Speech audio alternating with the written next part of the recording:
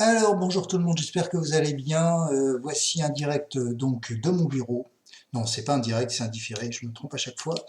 Donc nous allons corriger d'abord l'exercice 79 que vous voyez normalement apparaître là. J'ai aucun retour, mais j'espère que tout va bien.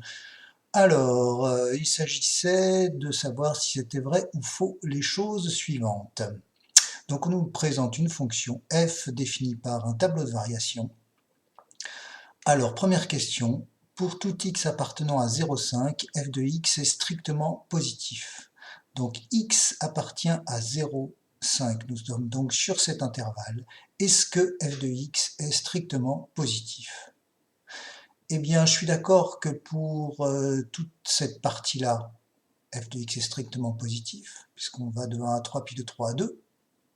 Mais, nous avons un petit problème entre 0 et 1, puisqu'ici, nous ne savons pas d'où on vient. On peut très bien venir de moins l'infini, et d'ailleurs c'est ce qui se passe en général. Donc ça peut très bien être ici venir de moins l'infini, de moins 100, de moins 10, de moins 1, on n'en sait absolument rien. Donc on ne peut pas affirmer que pour tout x appartenant à 0,5, f de x est positif. Ceci est faux, c'est faux, c'est faux. Voilà. Allez, donne-moi la main, voilà, c'est faux. Alors, deuxième question, f de x est strictement croissante sur moins 3, 0, union 0, 1. Alors là, il y a quand même un petit problème, parce que dans la définition du cours que je vous ai donné, qui est la définition mathématique, f de x est strictement croissante ou croissante, c'est uniquement sur un intervalle, et non pas, comme c'est le cas ici, sur une union de deux intervalles. Parce que, en effet, qu'est-ce qui peut se passer? D'ailleurs, ça se passe ici. Ici, on a une f de x qui est croissante sur cet intervalle et croissante sur cet intervalle. On est d'accord. Mais seulement ici, j'atteins une image qui peut être par exemple 2, alors que là, je reviens juste un petit peu après à une image qui peut être 0 ou moins 1. Donc, en globalité, on ne va pas pouvoir dire qu'elle est strictement croissante, puisque en fait ici il y aurait comme une décroissance en fait. Donc c'est pour ça que on ne va pas pouvoir dire que c'est strictement croissant ici sur un intervalle qui est coupé en deux en fait, donc sur deux intervalles, c'est pas possible. On ne peut garantir la croissance d'une fonction ou définir la croissance ou la décroissance d'une fonction uniquement que sur un intervalle. Donc là il y a un petit piège et on va pouvoir dire que c'est faux. Troisième question, si f de x appartient à 0,3, alors x appartient à 1,4. Il faut faire attention parce que là, on nous parle de f de x en premier. Donc si f de x appartient à 1,3, si les images sont entre 1 et 3, alors x est entre 1 et 4.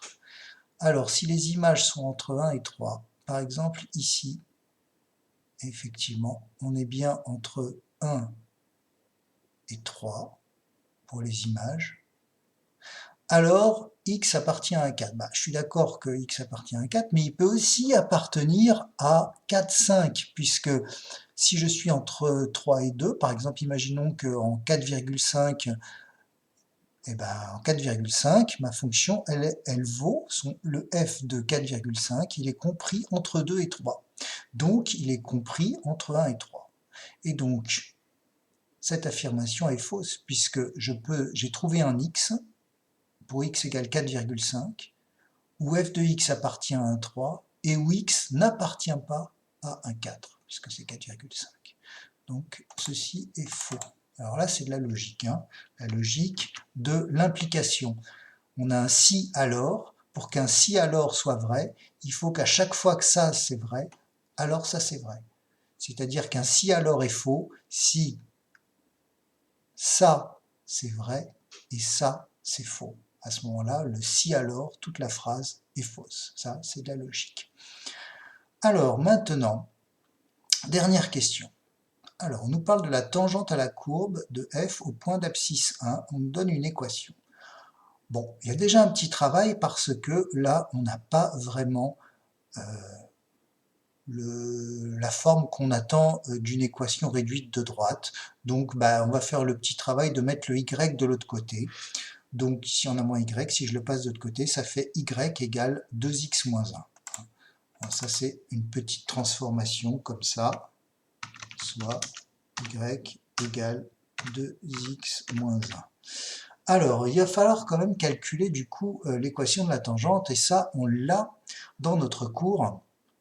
On l'a, c'est y égale f' de a, facteur de x moins a, plus f de a. Ça, vous devez vous en souvenir. J'espère que ça apparaît bien sur votre écran.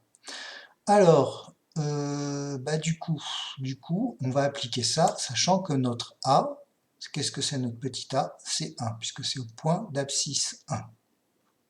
Donc je vais calculer f' de a et je vais calculer f de a. Alors en a égale 1, pardon, excusez-moi, f' de 1, où est-ce qu'on l'a? Pourquoi j'ai mis que c'était égal à 2? Parce que ici, dans notre tableau, pour x égale 1, on voit que f' vaut 2, et on voit que f vaut 1. Voilà. Du coup, je réécris mon équation, c'est y égale 2 facteurs de x moins 1 plus 1, f' de a, j'ai remplacé a, j'ai remplacé f de a. Je développe bien évidemment ma petite parenthèse, j'ai y égale 2x moins 2 plus 1, et enfin j'obtiens y égale 2x moins 1. Et 2x moins 1, c'est exactement ce qu'on nous propose. Donc, le 4, il est vrai. Et voilà, j'espère que cette petite correction vous aura éclairé, et je vous retrouve pour la correction de l'exercice suivant. À bientôt.